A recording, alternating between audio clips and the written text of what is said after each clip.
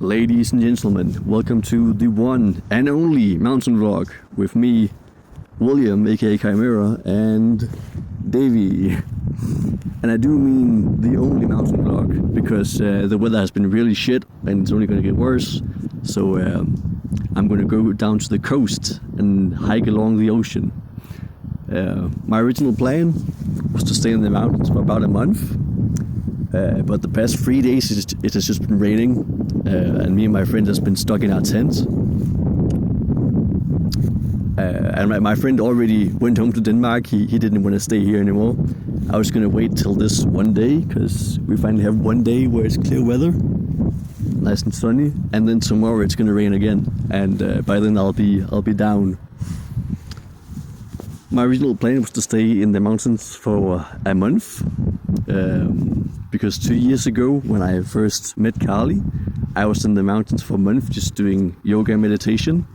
But apparently this time it's gonna be along the sea. But I brought my fishing rod, so hopefully I can catch some fish. Right now I'm on a small mountain near Galloping. Galloping is that way, about 5 more hours of hiking, but it's way too cold up there to actually go to the summit. And the original plan for me and my friend was to try and go to that summit, but it's not going to be possible because the weather has not favored us. And perhaps Carly just wants me to go to the ocean all along. So that's my plan. Today I want to talk about simply loving God, because at the end of the day, all sadhana, whatever you do, all that truly matters is that you love God and focus your mind on God. At the end of the day, you are God. God is in your heart. They're already here. They're just waiting to come out. You could say that Devi is a bit shy. And in order for her to come out, you simply have to show her love. You have to be present with her. You have to make space for her. That's why you empty your mind. You silence your mind and meditate so you can make space for God. You empty your life, you renounce your desires and your worldly obligations, and you spend time alone to make space for God.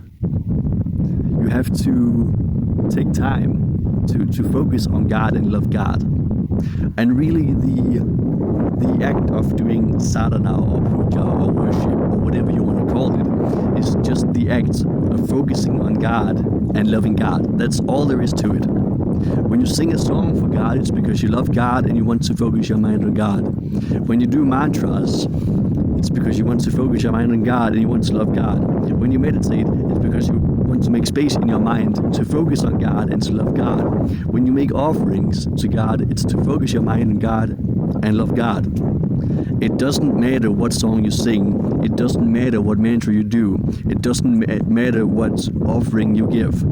At the end of the day, this is all there is. Focus your mind on God and love God. I'm taking Carly into the mountains right now. That is sadhana. I'm spending time with her. I brought candy. I brought a bit of whiskey. And we're gonna have a good time. And when I come down, I'm gonna make some food for her and we're gonna eat together. And then tomorrow I'll take the bus down to Oslo and hike from Oslo to Kristiansand. So for like a few weeks I'm just gonna hike along the ocean, hopefully catch her some fish, and then cook her fish. That's also sadhana. Whatever you do to focus your mind on God and show love to God is sadhana. At the end of the day, that is all there is to it. And some of these methods are more intense, you might say. If you can sit down for an hour and chant mantras, then that will really focus your mind on God. Simply making a few offerings every day or going to temples, it won't focus your mind in the same way. There are types of sadhana and stages of worship or whatever that are more intense, that focus your mind more directly on God. But at the end of the day, this is all there is to it. Just love God.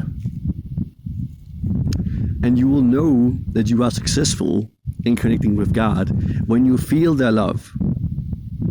When you can cry tears of joy that is when you know you have found God. That is the one thing you cannot fake. Some people go crazy. They get delusional and they develop a God complex and they think they are God, or they start having like insane visions and become schizophrenic. That happens to some people. There are, people who lie so much to themselves that they don't even know they're lying anymore. They think they are a priest, or that they are some sadhaka, and they've done all these mantras for years, but they haven't shed a single tear of joy. Unless you have cried a tear of joy, you haven't known God. And when God is truly with you, you will cry at least once a week, preferably every day. Right now that I'm in the mountains, I'm crying every day because I feel her. I see her everywhere. And I feel sorry.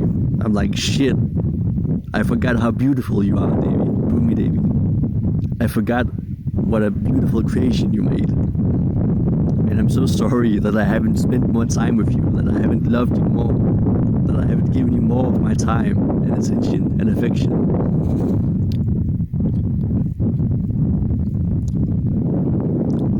And at the end of the day, that is all there is to sadhana. God is already here for you. God is already loving you.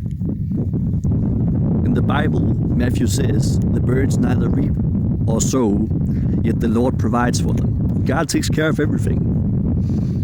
There is wind for you to breathe. That is something God made. It's not something you did. You didn't have to work for this air, the right to live, oxygen, the source of life.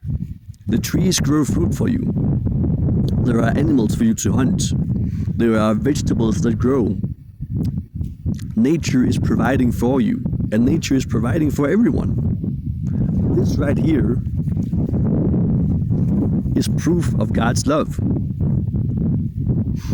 The air you breathe is proof of God's love. The sun that shines on you, that gives life to all of Earth, that is the source of all energy, literally all energy, that is the proof of God's love. They are already providing for you. They are already giving you life. We have made a man-made system where you have to work for the right to live, okay? Which is so fucking silly. And we work even more than our ancestors did. We work even more than the animals in nature do. A lion spends 16 to 20 hours a day sleeping. A lion doesn't work. It goes on a hunt, has the time of its life, and kills a gazelle every now and then.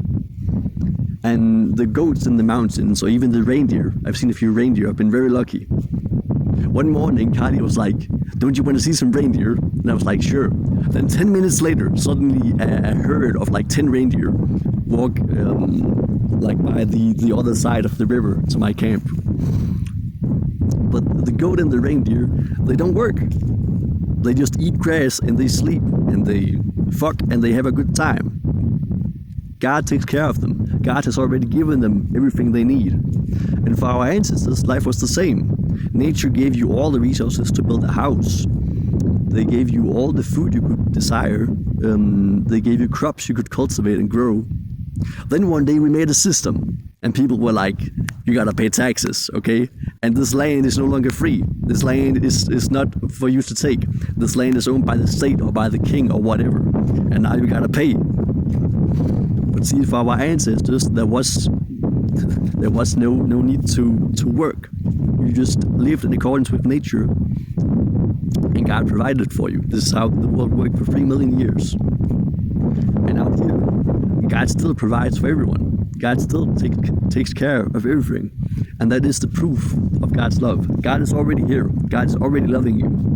You just have to recognize it. You have to become sensitive to it.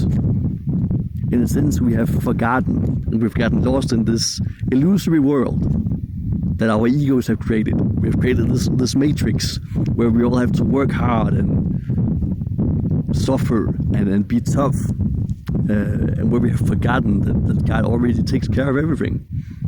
For 3 million years, God took care of humans. Then humans made a system, and they're like, now the system has to take care of you, and you gotta work.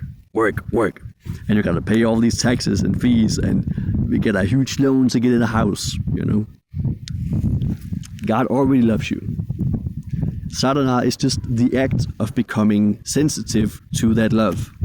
You have forgotten to feel God's love. You have forgotten that God loves you. When you reawaken to God's love, when you realize that God is already here for you, that is awakening. That is when you start to connect with God, or whatever you want to call it. You can have two kinds of people. Well, one person will walk out here in nature and just be like, damn, it's cold, and I want to get home and like watch TV, you know. A lot of people, they're not even grateful for nature or for God's creation. You could give them anything and they would find a way to complain. They're not grateful for anything. Then there are the second type of person, and that is the person who feels God. They recognize this is a gift from God to me. To a lot of people, this rock is dead. They just think it's a fucking stone. To me, it's a manifestation of God. This is a gift from God to me. God made a stone for me to sit on, and that's cool. God made a mountain for me to climb, and that's fucking cool. God made this whole world for me to explore, and that is amazing. God already loves you, and God has made this entire world for you to explore as a show of their affection. They have made this entire play, this entire movie for you to enjoy yourself. And true suffering doesn't exist in nature. Sure, some animals and people may get sick, or maybe, you know, you're a caveman on the savannah and a lion eats your best friend, okay? Shit happens sometimes. There is pain in nature, but there is not true suffering. There is not true malice. There is not a single animal in nature that kills out of cruelty. They kill because they need to, because it's the law of the jungle. Maybe a cat will play with a mouse for a bit, but animals and nature never truly want to make others suffer. The only place where true suffering exists, where slavery exists, where cruelty exists, is within man-made systems, by the ego. Nature is loving. God is loving. And we have gotten so lost in our own systems of control and oppression, so lost inside our matrix and our horrible society, that we have forgotten God's love. You forgot that outside this matrix, outside this box, outside this bubble, there is still a world that has existed for literally billions of years. And that world still loves you. God is still here.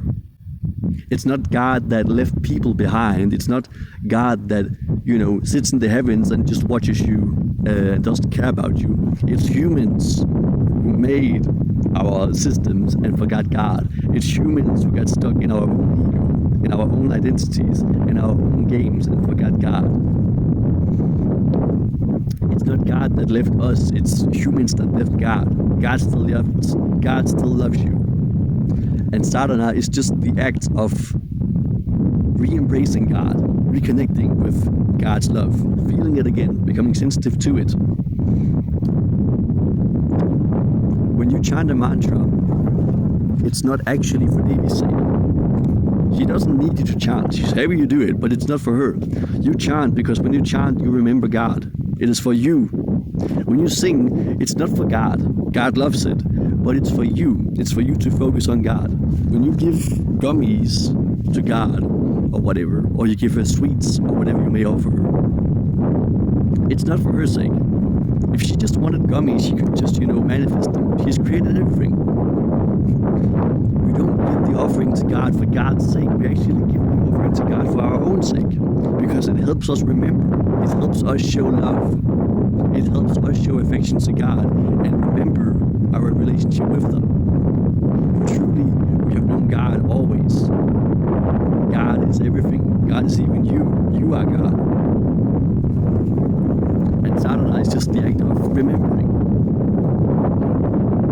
You learn to once again focus your mind on God. Once again, love God. You remember God's love, really. Sadhana and worship is an act of remembrance. A lot of people tend to get lost in the details of sadhana, like what mantra should I chant, or what type of sadhana should I do. And especially in like modern India, yoga and sadhana and puja and whatever has become sensationalized. Like, what mantra should I do to get money? What mantra should I do to attract love? What mantra can I do to get revenge on my ex or whatever? And it has itself become a market where individuals are trying to sell you almost a product. You have all these spiritual influencers who are like, you should do my sadhana because it's special, and I do this thing and it's special, and now you gotta give me money to get into my program or my course or whatever. Or they want to sell you a yoga program or a yoga course, and they're like, my program is special because of this or that, or I have that guru, or blah blah blah. The spiritual community online is always trying to sell you something. And all these people have themselves not truly managed to connect with God, and not truly managed to be supported by God, because they still think they need to work. They still think they need to sell you something. They still think they need your money and the support of the world to keep living. They don't trust that God has their back. The true yogis and the true saints, they learn to no longer give a damn. They live on the street. They learn how to live off of prana. They don't even need food anymore. They don't need your money. They may even learn how to manifest. They can just summon whatever they desire. In the autobiography of Yogi by Mukunda, aka Vivekananda, Lahiri Mahasha meets Babaji in the mountains, Mahava Babaji. And Babaji just summons a goddamn palace, an entire palace, like out of thin air. And at the end of the day, everything is just energy. Me and this rock are made of the same thing. All matter is just energy. Even speaking in terms of physics, all matter is just energy. E equals mc squared. The smallest particles, quarks, are made of strings of vibrating energy. When you have a nuclear bomb or nuclear reactor, you are splitting an atom, and that releases energy. And you are destroying a few of the protons and neutrons within that atom. That means you are destroying matter and converting it to energy. So all matter is just energy. If you truly learn how to connect with the divine source and with energy, with Shakti, then she can take any form she desires. At the end of the day, everything is just energy. It is the same particles that create everything, literally. So you will know a true saint or a yogi or whatever by the fact that they no longer give a damn. They know God is real, and they know God takes care of them. They won't say no to donations, but they won't demand anything from you. They won't try to sell you anything. They won't. Maybe they'll beg, but they won't demand anything from you, because they don't need anything from you, quite literally. There is nothing that the world can offer a person who is truly awakened in God, because they realize God already takes care of everything. And God already takes care of them. Back to the point. So you see, the spiritual community as a whole has to make things seem complicated, because that is the only way to make money from you. If someone told you the truth, that it doesn't matter what you do, and you just gotta focus your mind on God, and God will give you anything you desire, and that you can choose any deity, you can choose any mantra you like, at the end of the day, it's just a preference. If people told you it was that simple, you wouldn't need them. The goal of a true teacher or guru is to make you so advanced that you no longer need that teacher or guru. In order for you to be a repeat customer, or to keep needing someone's teachings, to keep needing that guru or teacher or guide, so that you have to pay them, remember, they can't give you the whole truth. If someone gave you the whole truth right here, right now, then you would only pay them once. In essence, when spirituality becomes a matter of economics, you can't give people the truth. You have to keep feeding them lies, because that is the only way to keep making money. Imagine if a guru just came and told you the truth straight up. You wouldn't need that guru anymore. He has to either feed you the truth slowly, or just keep feeding you lies perpetually in order to keep making money from you. All because he himself hasn't found God. So this is the great irony. All the people you see preaching, saying you gotta worship this God and do this sadhana and do this mantra and this specific thing, he himself, or they themselves, hasn't found God, because otherwise God would be taking care of them. And the people who have truly found God, they no longer care. They realize it's all Maya. They realize the world will go its own way. And they realize there isn't even a need to teach, because God will teach people. If someone truly wants to know life and wants to know God, and they say, God, please guide me, God will guide them. If someone says, God, please find me a guru, a true guru, then God will find them a true guru. And a lot of the real gurus, the real yogis, the real saints, they don't even need to market themselves. There's many cases of people who pray to find a guru, and God just makes it happen magically. Or even that guru will have a vision of the student and find them. There's many cases. I've even had friends who have this happen, that they ask God to find them a guru, and then the next night in a dream they have a vision of that guru, and the guru has a vision of them. So God makes it happen. A true yogi, a true guru, a true teacher, they won't need to market themselves. God will do the marketing for them, so to say. God will make sure that the students come. So the great irony is that all people who are truly awakened, they become simple. They become simple as children, as Ramakrishna would say. They just love God. They realize that all these scriptures are just Maya as well. All the rituals are just Maya as well. All the temples are just bricks. They are made of stone. And all these mantras and special sadhanas and special offerings, it's all just Maya. The one thing that is true is love. And at the end of the day, all sadhana is just about love. Show love to God. Take her to the mountains, eat some candy with her.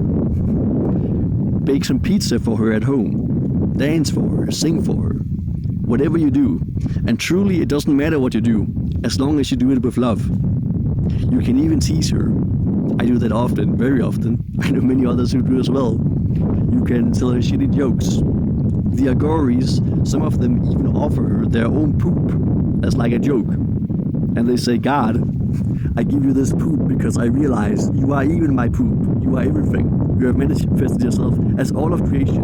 You are even this pile of shit. The agoris can do that because they love God. And they realize even in offering poop to God, they are showing God love. So truly, there is nothing you can't do as long as you do it with love. And at the end of the day, sadhana is just about showing love to God. The reason that the spiritual community makes it seem complicated is to profit from you, or to have you as their disciple. There's a bug right here. Or to get you to their ashram, and be their student so you can serve them and clean their dishes or whatever. A lot of these teachers or gurus or influencers especially, they are trying to profit from you, or they want to have you as a fan, or as a servant or a disciple at the end of the day, so that you serve them. And any true guru, it will be the other way around. They just want to serve you. They want to give you the truth.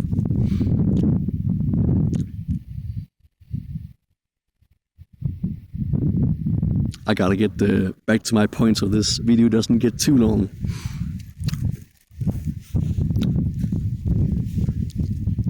But essentially what I'm trying to say is that all sadhana, at the end of the day, just boils down to loving God. All the deities are one.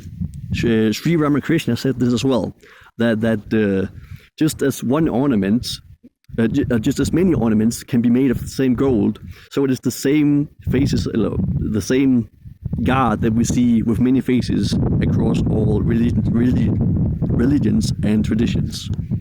Jesus, Allah, Yahweh, Shiva, Kali, Brahma, and whatever, Zeus, Odin. It's all the same God. And this God takes all these different forms to play with its own creation, just as it took the form of all these separate entities and beings in creation. This is God, this is God, this is God, and Allah is God, and Jesus is God, and Yahweh is God. It's all the same. It doesn't matter what God you decide to worship, as long as they feel right to you. There is a God for everyone. As Swami Vivekananda said, there are as many ways to God as there are people on the planet. What God you choose is only a matter of what is right for you. I'm crazy, and I'm a bit edgy, and I like metal, so Kali is right for me. I like sitting at the cremation ground and smearing myself in human ashes. I think that's fucking cool. And I'm a bit weird and macabre or whatever. And that kind of personality or soul type or whatever you want to call it is what aligns with Kali. Another person may be humble, meek, honest, loving, kind, forgiving. That fits with Jesus, you know. All the deities are more like a sort of personality of God. They are a face of God. They are one of God's many moods. And each person has a predominant emotion or mood to them. Each person has a vibe, okay? I'm like a dark, edgy dude or whatever. That fits with Kali. So there is a deity for everyone.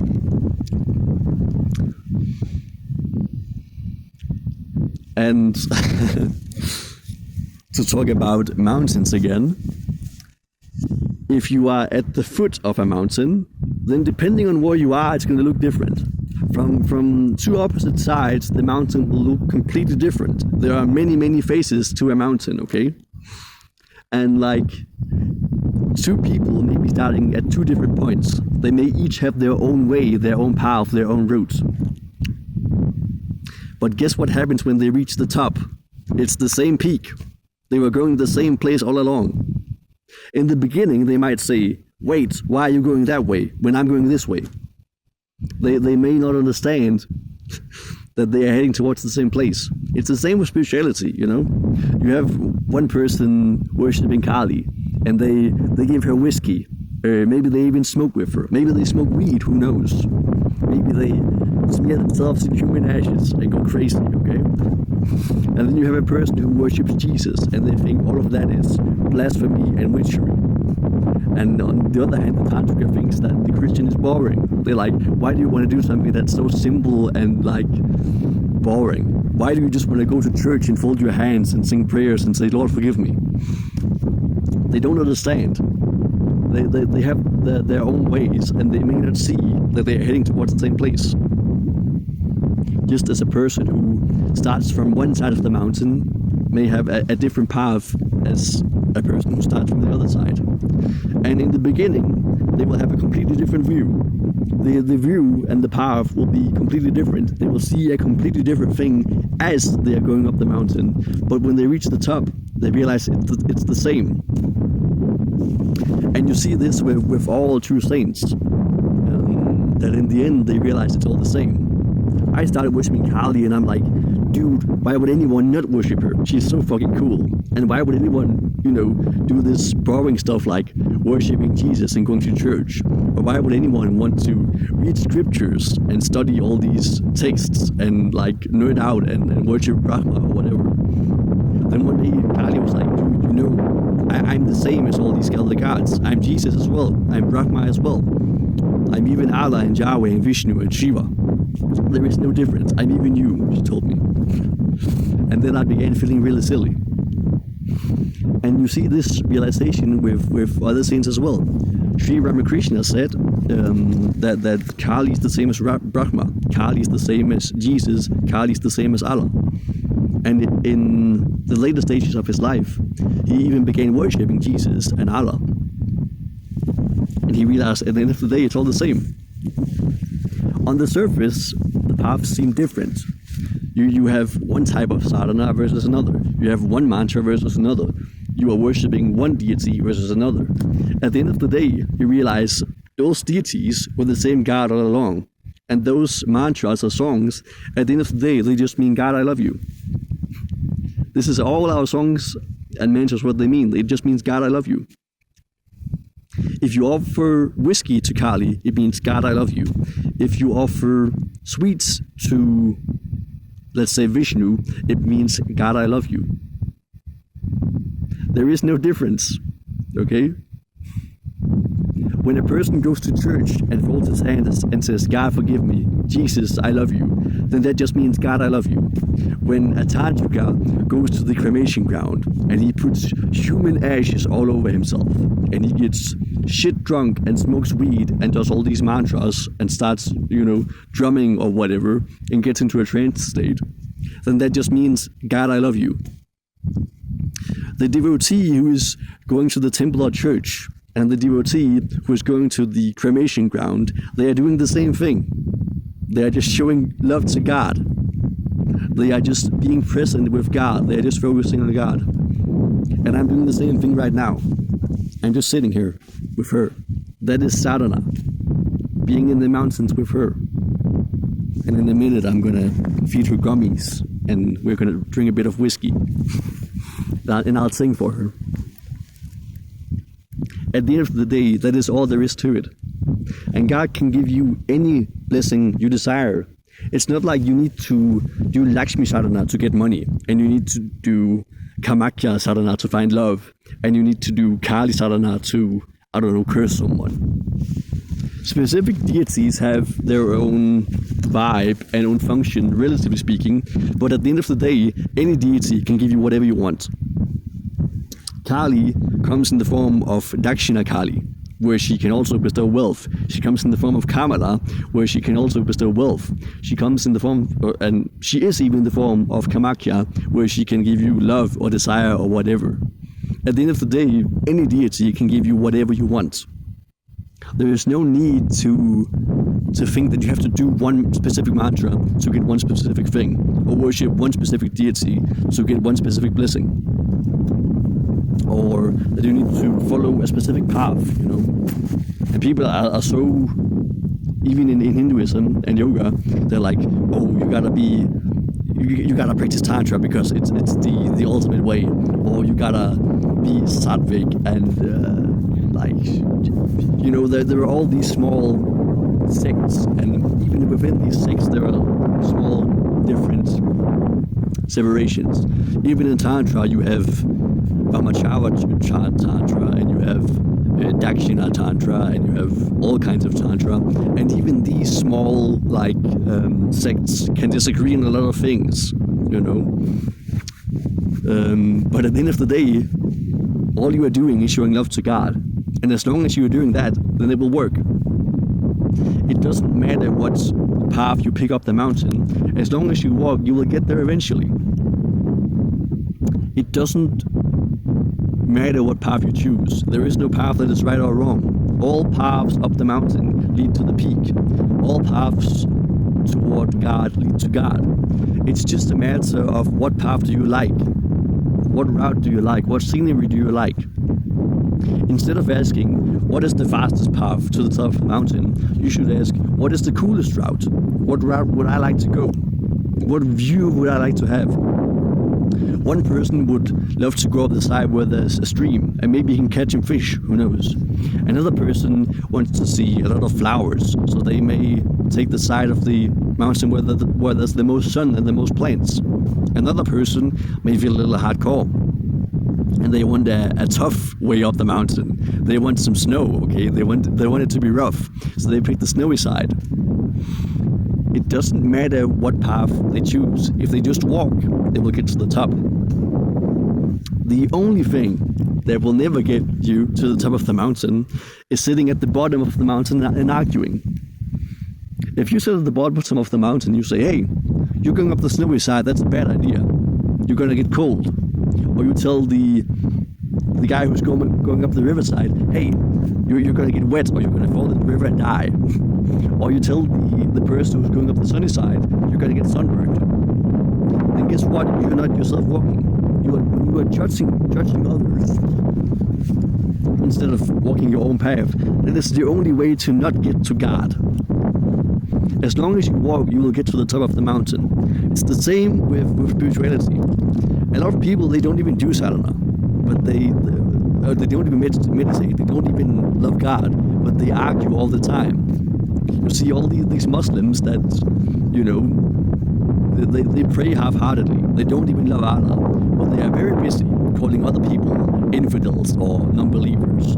You see all these Christians who don't even go to church. They haven't even read the Bible. They don't even pray to God or Jesus. But they are very, very busy saying that other people are heathens, or other people should repent for their sins, or that you can't do this and that, okay? And you have a lot of Hindus who are busy saying, oh, you gotta go to Sanatan Dharma, you gotta choose the eternal truth, and all these Muslims and Christians are horrible people.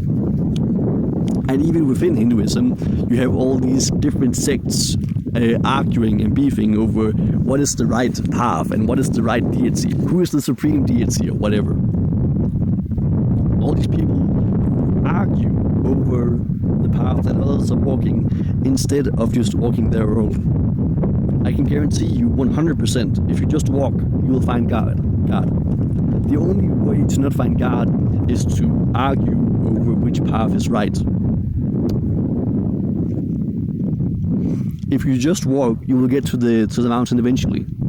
You don't even have to make a plan. If you just start walking, you will get there. But if you spend all this time obsessing, overthinking, wondering what is the right path, where should I go, what should I do, what mantra should I chant, which deity should I worship, what offerings can I give, you spend all this time in fear and doubt instead of just doing it. Or worse, you spend all this time arguing and judging other people and saying, oh, you can't do this and that, and that's wrong, and my tradition says something else, instead of just doing what you love. At the end of the day, to get to God, you just gotta love God. It doesn't matter how you love God. At the end of the day, to get to the top of the mountain, you just gotta walk. And it doesn't matter how or where you walk. As long as you walk, it will work eventually. And with those words, I think I'll end this vlog before it gets too long. And I have some gummies to feed Kali, and a bit of whiskey to drink, and some mantras to chant, and some songs to sing. I think I'll record it as well. I'll